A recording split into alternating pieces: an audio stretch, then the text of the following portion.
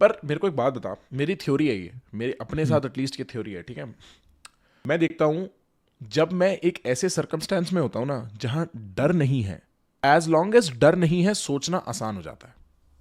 जैसे ही पिक्चर में डर और शर्म के रोल्स आने शुरू हो जाते हैं ना, किसी भी सेंस में, अच्छा ये ऐसा कर लेगा फिर मैं कैसा करूंगा, अच्छा इसके पास ज्यादा पैसे हो गए तो, और इसके पास ज्यादा ये हो गया तो, या किसी भी टाइप का डर और शर्म हम्म, जैसे ही आपकी थिंकिंग इन्फ्लुएंस करने लगता है, थिंकिंग मडी होनी शुरू हो जाती है।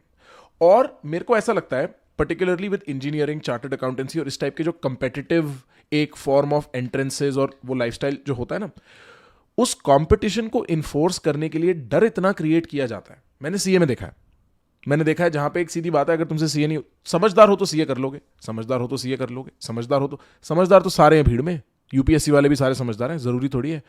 जैसे ही एक लेवल ऑफ डर क्रिएट होना शुरू हो जाता है, सीए नहीं तो कुछ नहीं, हम्म, नहीं हुई तो क्या करोगे, ये तो करके ही रहना है। जैसे ही वो कंपटीशन इन्फोर्स करने के लिए किसी भी टाइप का हम्म, हम मेथड डर वाला यूज करते हैं, थिंकिंग जो है ना वो गटर में जानी शुरू हो जाती है। आदमी अपने लिए सोचना बंद कर देता है, आदमी ये नहीं सोचता मेरे को यहां से कलकत्ता जाना है, इनफाइनाइट वेज टू सक्सेस। आदमी कहता है यही एक सिंगुलर पाथ है सक्सेस का। जैसे एक बहुत इंटरेस्टिंग लाइन है कोटा फैक्ट्री की, शायद सीजन 2 की, आईटी इसलिए मत करो क्योंकि सब, आईटी इसलिए करो क्योंकि टफ है। उस लाइन में भी मेरे को अपनी कंप्लेन है, क्यों करूं भाई टफ है तो, आसान काम करूं ना, आसान काम करके आगे जाऊं, क्यों अपने आप को ऑलरेडी उस फिल्टर में डालूं। बट उसको साइड में रखते हैं। द पॉइंट इज कि वो लाइन बोलने की जरूरत कहां से आ रही है, क्योंकि इतने लोग, तुम खुद कहते हो, जब तुमने तुम्हारा एनएसआईटी एडमिशन, तुम्हें पता ही नहीं एनएसआईटी क्या है, तुम तो आईआईटी सुन के गए थे। आदमी अपने लिए और अपने फ्यूचर के लिए ढंग से सोच ही नहीं पाता। क्या तुम्हें ऐसा लगता है, डू यू थिंक कि एक डर एक बहुत बड़ा कॉन्ट्रीब्यूटरी फैक्टर है मडी थिंकिंग में, फॉगी थिंकिंग में, कि अगर आप डर को डू अवे कर सको, आप सोच बहुत बेहतर सकते हो।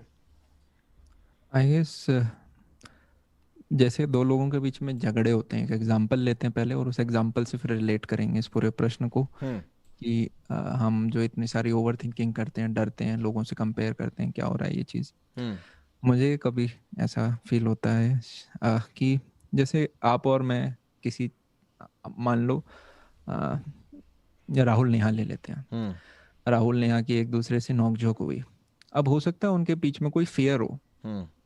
फेयर हो कि शायद दूसरा पार्टनर छोड़ के चला जाए। अब उस चीज़ को कोई बोलेगा नहीं, नेहा ये नहीं बोलेगी कि आप छोड़ के चले जाओगे, राहुल ये नहीं बोलेगा कि आप छोड़ के चले जाओगे, वो उसको दूसरे माध्यमों से दिखाएंगे। हम्म। कभी हो सकता है कि आप ज़्यादा समय मेरे साथ नहीं करते हो, हम्म। कोई बोल सकता है आप मेरी बात नहीं मानते हो, कोई बोल सकता है आप रिस्पेक्ट, उसी चीज़ को कि डर ये है कि कोई मेरे को छोड़ के ना चला जाए। हो सकता है आप अलग अलग तरीके से करो, तो एक सिंगल कॉज था जिसको अब आपने मल्टीपल ब्रांचेस दे दिए हैं। अब आपने कहा आप तो मेरे को रिस्पेक्ट नहीं करते, अगला कहेगा मैं तो करता हूँ रिस्पेक्ट, आप मुझे टाइम नहीं देते, मैं तो करता हूँ, उस दिन टाइम नहीं दिया था, अब उस टाइम वाली की और ब्रांच मिल जाएंगी। अच्छा उस दिन दिया तो था मैंने आपको। तो ऐसी बहुत सारी, और कॉज क्या था, एक अकेला। हम्म।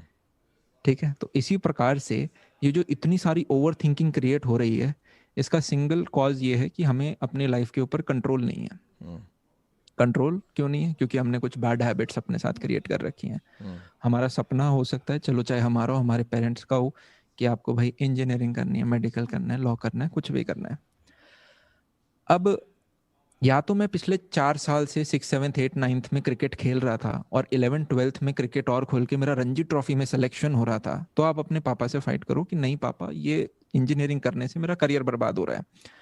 अदरवाइज एज अ स्टूडेंट आप अपनी औकात कैसे बढ़ा सकते हो till class 12th in India, in present scenario, आज की बात कर रहा हूँ, भविष्य की नहीं, एक अच्छे कॉलेज में जाके, हम्म। सरकारी हुआ, माँ बाप के पैसे बच जाएंगे, अच्छा क्राउड मिलेगा, तो आप अच्छा सोच रहे हो कि हम सुबह टाइम पे उठ नहीं पाते। मैं ये नहीं कह रहा उठेगा उसी बच्चे का रिजल्ट आएगा, एक छोटा सा केस, हम सुबह उठ नहीं पा रहे हैं, हमें कितनी देर मोबाइल देखना है ये कंट्रोल नहीं कर पा रहे हैं, हमें कितनी किताबों से पढ़ना है, सिर्फ अपने टीचर की सुननी है, केमिस्ट्री में किसी दोस्त की बात पे नहीं सुनना है, हम वो चीज़ें कंट्रोल नहीं कर पा रहे हैं। बाहर मैं खेलने नहीं जाऊंगा, घर में थोड़ा एक्सरसाइज करना है, बाहर कर ली ठीक है, समझ में आ रहा है, पर मैं ऐसे मस्ती करने नहीं, वो चीज़ें आप कंट्रोल नहीं कर पा रहे हो, और फिर वो एक गोल अचीव नहीं होता है। हम्म। और वो बैड हैबिट्स, जैसे एक बार मैंने बताया था, ये एक पेंसिल है, इसको मैं तोड़ दूंगा, मैं आज लेट उठा, मैं 2 दिन लेट उठा, इसको भी मैं ठीक कर सकता हूँ, मैं 3 दिन लेट उठा, इसको भी मैं ठीक कर सकता हूँ।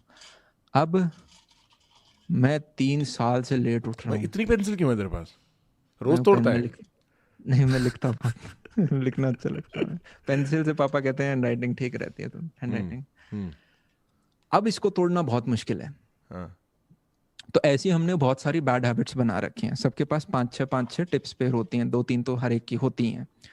हमारा सबसे पहले गोल क्या, आप देखो, हो सकता है किसी के 2 महीने में पेपर हो तो उनके लिए अप्लाई नहीं होता, आप तो अपने आप प्रेशर में पढ़ ही लोगे। पर एक 2 साल का मैं गोल मान रहा हूँ, आपको 2 साल में एक अपना एक बेटर वर्जन बनना है।